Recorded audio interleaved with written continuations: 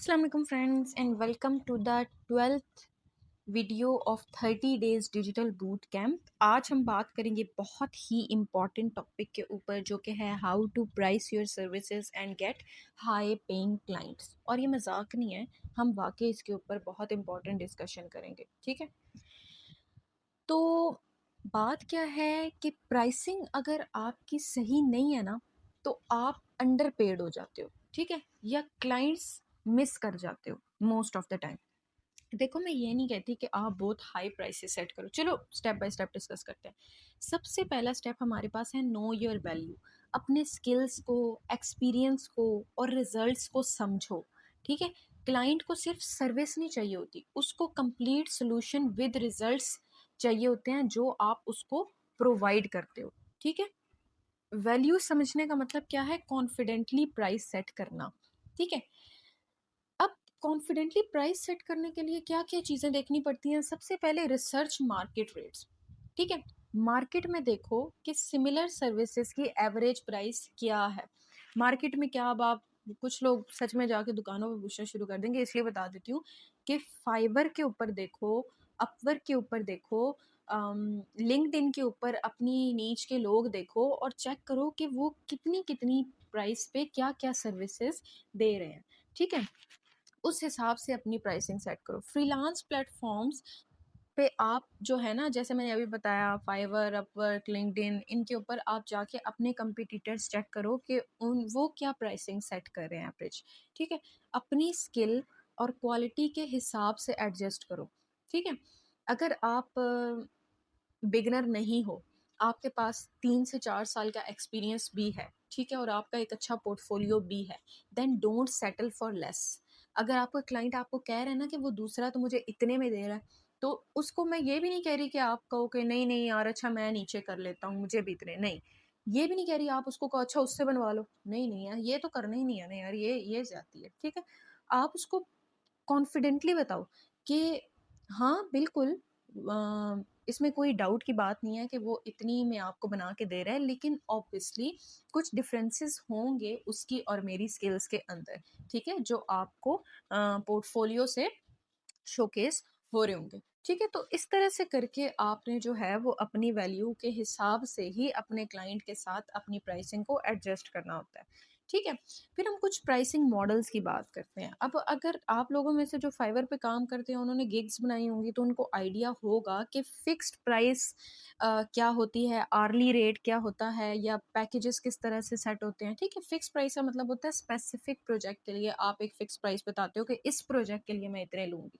ठीक है, early rate क्या होता है कि आप अपना आर्ली रेट सेट करते हो। वो अक्सर आपको ना अपवर्क के ऊपर बताना होता है कि आप पर आर कितने डॉलर्स अर्न करना चाहते हो, या क्या आपका आर्ली रेट है अगर कोई आपको हायर करे। टाइम बेस्ड काम इसको आप कहते हो। ठीक है, रिटेनर और पैकेज क्या होता है? ये ना आपके पास रिकरिंग क्लाइंट्स के लिए होता है। ठीक है, तो आपने क्या करना होता है कि अपनी सर्विस टाइप के अकॉर्डिंग जो बेस्ट मॉडल आपको फिट कर रहा होता है ना, आपने उसको चूज करना होता है। ठीक है, फिर बात आती है positioning yourself for high paying clients. देखो, हाई पेइंग क्लाइंट देख के पागल नहीं हो जाया करो। कोई भी आपको मुफ्त में 2.5-3 लाख रुपए नहीं देता, उसका काम भी बड़ा टफ होता है। ठीक है, पोर्टफोलियो जो होता है ना वो प्रोफेशनल और नीच फोकस रखो। आपका पोर्टफोलियो देख के ये ना हो कि यार पहला सेक्शन देख के लगे ये डिज़ाइनर है, दूसरा सेक्शन देख के लगे ये डेवलपर है, तीसरा सेक्शन देख के लगे नहीं ये तो शायद कंटेंट क्रिएटर है, चौथा सेक्शन देख के लगे कि ये तो कुछ है ही नहीं। ठीक है, ऐसे नहीं करना होता।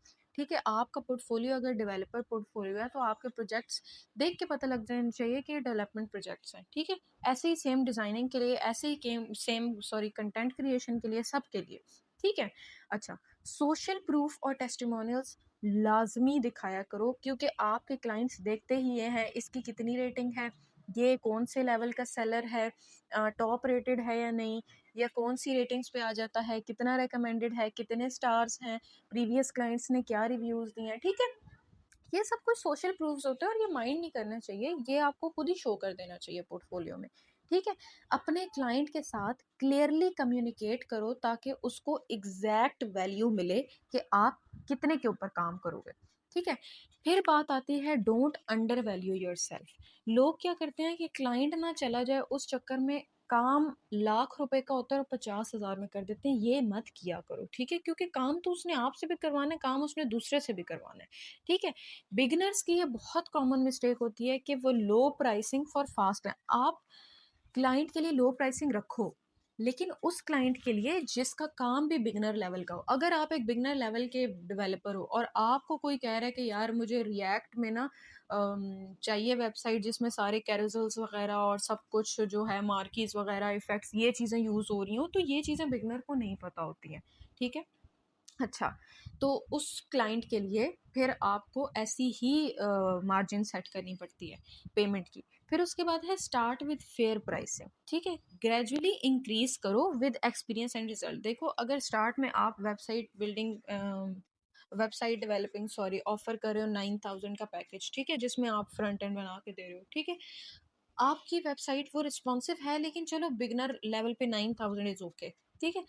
एग्जाम्पल दे रही हूँ सिर्फ, जो फाइवर पे आजकल रेट्स चल रहे हैं उसके हिसाब से। फिर आप थोड़ा सा इंटरमीडिएट लेवल पे आते हो, आप उसको 14 to 15 के कर सकते हो, ठीक है? फिर आप जब एक्सपर्ट लेवल पे चले जाते हो तो आप 25 to 30 एक वेबसाइट का चार्ज कर सकते हो, ठीक है? तो अपने एक्सपीरियंस और रिजल्ट्स के हिसाब से आपने अपनी प्राइसिंग को बढ़ाना होता है, ठीक है? फिर बात आती है हाई पेइंग क्लाइंट्स कब आएंगे, ठीक है, कैसे आएंगे? हाई पेइंग क्लाइंट्स तब आएंगे जब आप अपनी वर्थ चार्ज करेंगे, ठीक है? अगर आप से आपका क्लाइंट काम ले रहा है 10,000 वाला और आप उससे 4,000 में भी करके दे रहे हो ना, क्लाइंट को समझ आ जाती है कि यार इसको काम आता है लेकिन इसने पहले किया नहीं है, इसको मार्केट का आइडिया नहीं है, ठीक है? तो ये भी नहीं करना होता बिल्कुल। अगर मैं अपनी पिछली वीडियोस में कहती रही हूँ कि बिगनर्स को थोड़ा सा कंसेशन देनी चाहिए आपको, लेकिन आप काम का लेवल देखो कि और आप अपना लेवल देखो, ठीक है, कि मेरा क्या लेवल है और ये काम का क्या लेवल है, उस हिसाब से आपने अपनी प्राइसिंग सेट करनी होती है, ठीक है? तो ये कुछ की स्किल्स थी, की पॉइंट्स थे जो आपने अपने क्लाइंट्स के साथ प्राइस सेट करने से पहले देखने होते हैं और उसके बाद आपने जो है वो प्राइस अपनी सेट करनी होती है।